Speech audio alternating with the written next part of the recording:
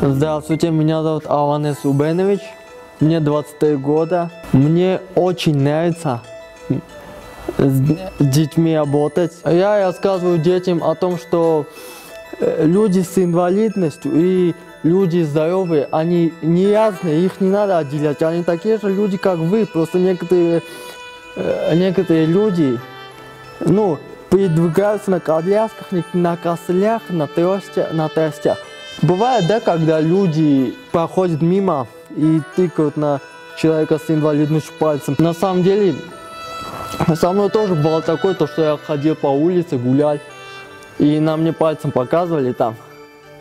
Но я не оставился, я просто говорил, что они они не знают таких людей. Просто на самом деле я в уроках доброты объясняю то, чтобы дети не показывали пальцем или не считали людей с ограниченными возможностями слабыми, знаете. Там сожаление, чтобы не было такого, чтобы мы, люди, тоже равны, у нас тоже равные возможности, как у вас. Дети понимают, дети относятся, начинают понимать, каково это.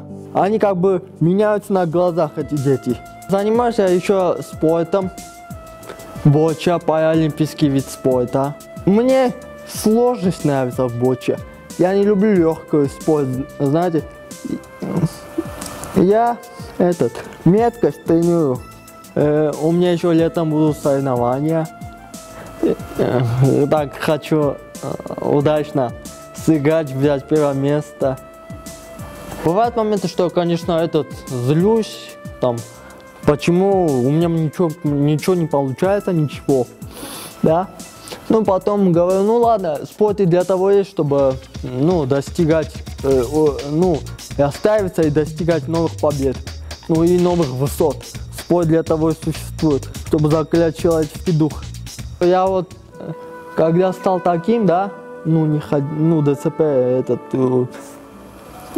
я однажды сказал хорошее слово. Если бы не эта болезнь, я бы, наверное, не был самим собой. Болезнь заставляет людей задумываться, стать еще целеустремленнее.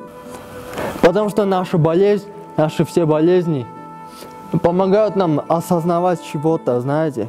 Хочу поступить в этом году, учиться. Всегда хотел на программиста, всегда хотел два образования, на программиста и на юриста.